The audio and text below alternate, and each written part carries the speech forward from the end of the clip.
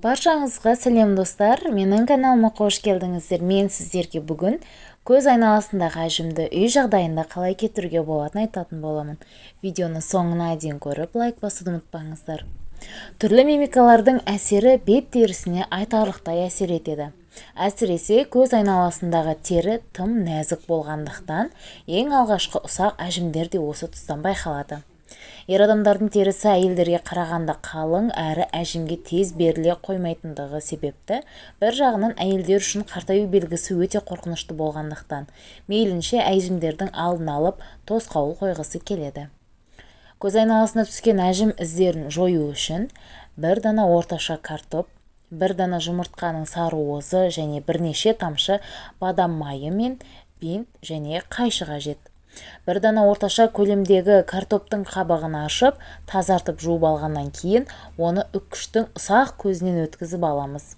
Кішілеу ыдысқа бір дана жұмыртқаны салып, сарыуызын бөліп алу керек. Сарыуыздың үстіне үккіштен өткізілген картопты салып, оның үстіне бірнеше тамшы бадам майынан тамызыңыз. Барлығын біркелкі массаға айналғанша жақсылап араластырыңыз. Маскамыз дайын. Енді арнайы дәріханадан алынған бинтті 10 см болатындай шамалап, екі бөлігін кесіп алыңыз. Яғни екі көзіңізге масканы жағу үшін. Одан кейін бинтті бірнеше қабаттап бүктеп алған соң, үстіне ұқыптап масканы салыңыз.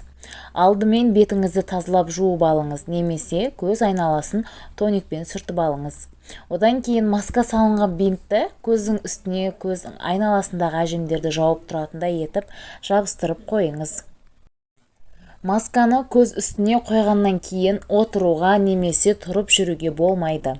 Өйткені көзіңізге қойылған бинт түсіп қалуы мүмкін. Масканы 20 минуттай ұстау керек. Жатып демалыңыз. Масканың әсері тез нәтиже берсін десеңіз, көзіңізге қойылған бинттің сыртынан қалың орамалды немесе сүлгіні жауып қоюға да болады. Бұл масканың құрамындағы картоп теріні нәрлендіреді және жасартады.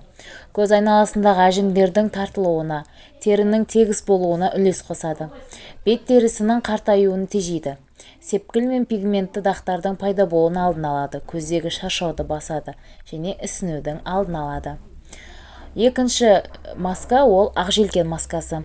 Бір шоғыр ақжелкенді ұсақтап турап, бір аз қасық қаймақпен араластырыңыз. Бұл маска да оңай жасалады, әрі кез келген әйел үшін қолжетімді. Масканы көз айналасындағы проблемалы аймаққа жағып, 20 минуттан соң жылы сумен жуып тастаңыз. Бұл масканы да аптасына 2-3 рет жасауға болады. Үшінші маска жүзім маскасы. Бұл масканы дайындап әуре болудың қажеті де жоқ. Жай ғана жүзімнің 3-4 үзімін алып, шырынын сығып көз айналасына жағып қойыңыз. Арнайы сығып, сөйлудің алудың да қажеті жоқ. Тікелей бетіңізге жаға бересіз. Жүзім шырыны көз айналасындағы әжімдерді тегістеуге ғана емес, бүкіл бет теріңізге жақсаңыз, ол теріні нәрлендіреді және нұрландырады. 20-30 минуттан соң жуып тасысаңыз да болады.